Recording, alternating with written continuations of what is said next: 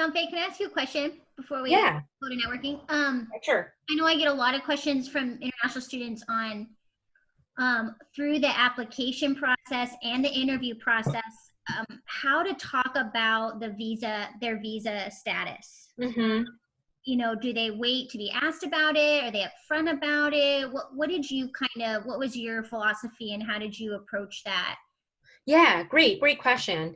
So I would first do background research here. Now we're talking about this, I can share these resources now. There is a website, I also previously mentioned this one. It's called myvisajobs.com, okay?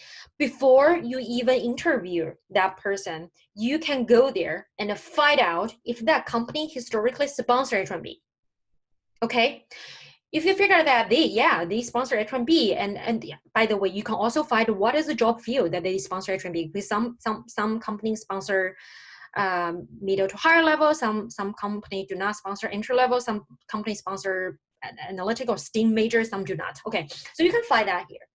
So ideally before the interview, you should have known that already. And then if luckily that company sponsor H-1B, great, just directly ask for that. Okay, in your interview, do not hide it because they sponsor it.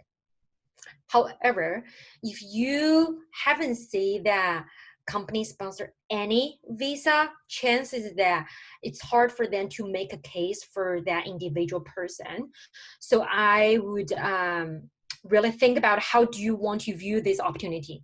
If the goal is to get this job, first I would not hide things. I would not say, hey, I don't. And then later you say, when you get the offer, you say, yes, I need. That's not, don't burn the bridge for a long-term relationship.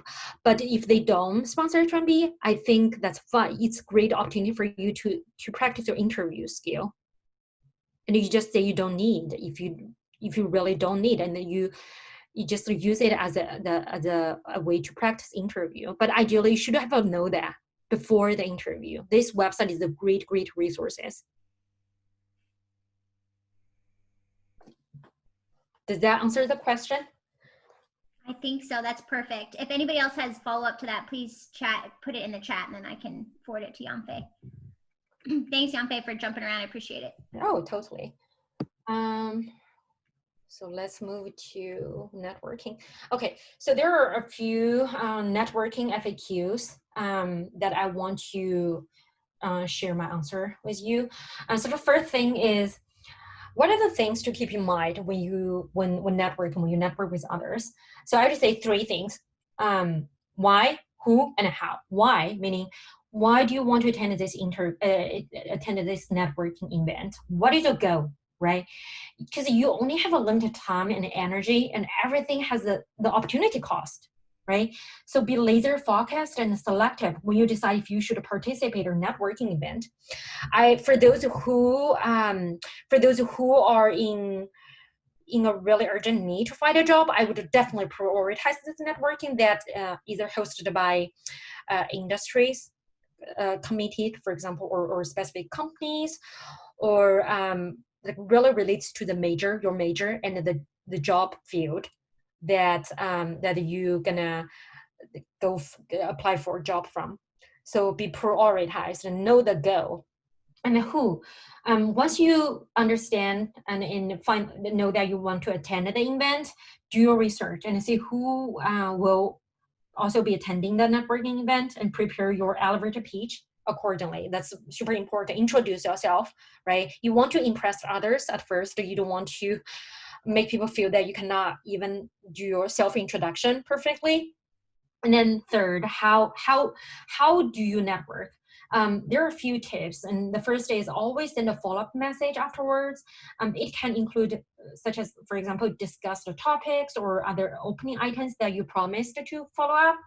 So always follow up, okay? And then networking is a long-term effort, as I previously mentioned. Do not only follow up when you have asked. You can use these previous tips for managing the weak connection circle that I shared with people you network with. So it's a long-term process. And then last but not the least, remember, people always care about themselves more than you. It's just psychological thing in human being. So less talking, more listening at first. Okay, you want to know that person. Let them talk. And then especially when that person you talk to is in your weak circle or no direct connection circle, you want to understand them more. Okay, and then you can share more about yourself when it's a good time and when they show interest to you. So when they show interest to you, when they ask you about yourself, do not be shy. Okay, but you first want to give this opportunity to them. And then second question, how to do self-introduction during a networking event. 3 sentences, very straightforward. Based on the type of the event, tailor your answer, but high level, who you are, what do you do, or / what can you offer, what do you do, what can you offer, why, what are you interested in, right? What help do you want, right? Who you are, what can you offer, what are you interested in, what do you want, what help do you want?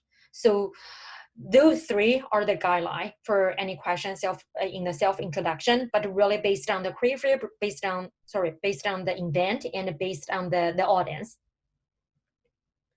The next one, how to maintain a long-term relationship after the first chat. Again, follow up with them, right? You can follow up with discussion point, follow-ups that I shared before, follow up with them, right? Make sure they know that you do not just want to talk to them, you care about the long-term relationship. You want to keep that good relationship with them. You want to build the connection, and then follow up in appropriate frequency. You don't want to follow up too frequently. Also, you don't want to wait for like a year or half year to follow up with them. Really follow up when you feel there is the opportunity. For example, there is an event that you think probably both of you are interested to attend, and then you can go and ask around. Or if there is a new piece of information that you think that person may be interested in, share that with them. Or if it's a holiday, just send a simply great. So follow up with them in appropriate frequency. And then the 4th one is how to network as an introvert. So for this one, I want to say that, so first, again, be clear about why. For introvert, I know it's extremely hard for them to initiate or be the icebreaker, go out, reach out to others.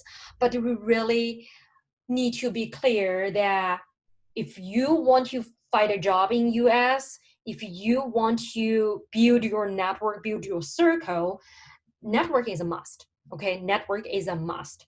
So be clear about that. Instead, step out of your comfort zone. And then number 2, be yourself. It's okay, it's great, it's perfect to be an introvert, right? And then be yourself. This may sound cliche, but it's true. Beating yourself up for not having a loud or extroverted personality will only hold you back. So be honest, you're introvert, that's okay. And then take baby steps. Okay, so when you are about to reach out to someone, you probably want to practice on your own. So for example, you probably want to practice with yourself about your introduction a lot. And then you can gradually move to your close inner circle, your strong connection, right? Practice with them. And then expand that circle gradually. And once you feel more comfortable talking to more people, expand that comfort zone. And then mock interview is another mock networking is another great suggestion. And then last one is you can take public speaking course, right? That's a great way to practice your communication skill. Public speaking skill also offer you a lot of opportunity to talk aloud, talk with people, someone else.